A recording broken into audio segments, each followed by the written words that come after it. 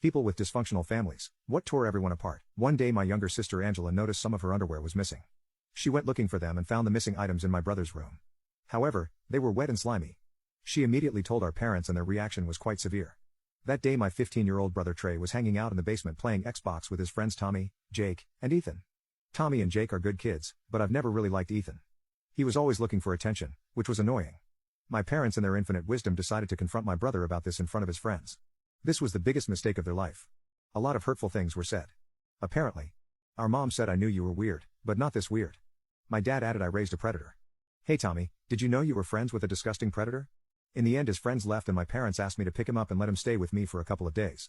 When I picked him up, he didn't utter a word and sat in silence. Trey spent most of his time in the room he was staying in. At my place, he wasn't going to school. He would only come out for dinner, skipping breakfast and lunch. When I walked by his room, I could just hear him sobbing. I've never seen him cry before. Usually when he's upset he just has a stoic expression. What was said must have deeply hurt him. At the end of the week, our parents called and wanted to talk to him, so they came over to my place. I tried to engage him in conversation before their arrival, but he ignored me. When our parents arrived, they apologized to him. Over the week they had noticed more of my sister's clothes in his room. Until one day my dad caught the dog with my sister's clothes. But by this time the damage had already been done. That little turd Ethan had gone around telling everyone about what a creep Trey was, and that girl should be careful around him at a high school. Once a rumor becomes prevalent enough, it becomes fact. And so now Trey's reputation was destroyed. I didn't blame him for not wanting to go to school. My brother simply said okay. My parents then told him that he was now allowed to come back home. That's when I lost it. There's no way he's going back with you. What you did to him was inexcusable. You embarrassed your son in front of his friends and kicked him out of your house all over, something he didn't even do. I then turned to Trey and asked him, do you want to go with them? You are more than welcome to stay with me, Trey. His face was stoic, but I could see his eyes were watering up. He just shook his head. I want to stay for a bit. My parents were slightly frustrated, but they didn't want to force him to do anything, so he stayed with me. Over the next few days it became clear that something was wrong with Trey and his depression was getting worse. He stopped even eating dinner with me and would just come down and take the food to his room. Every time he left his room he was all covered up wearing a sweatshirt. I started to get really worried. I had seen this pattern before.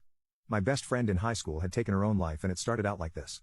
The third day I saw him come down in a sweatshirt even though I had the heat turned up. I stopped him. Trey, let me see your arms. His eyes snapped up at me and it was clear what I had said had struck a nerve. Right then I knew my suspicions were right. My heart plummeted, my throat got all heavy and my eyes started to tear up. He shook his head. Trey, you have to let me see. It's okay, Trey. While his face was still expressionless, tears were starting to roll down his face.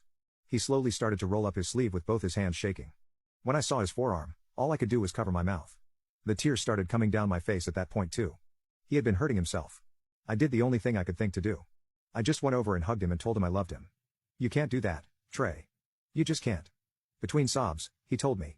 They all think I'm a monster. Sarah. My life is over. It's worthless. My poor baby brother. It wasn't his fault and he had done nothing wrong, but he was in so much pain and it all could have been avoided if my parents had just used their brains and thought about the situation before jumping to conclusions. I took him to get treatment at the hospital and he was there for a while. I went to see him every day.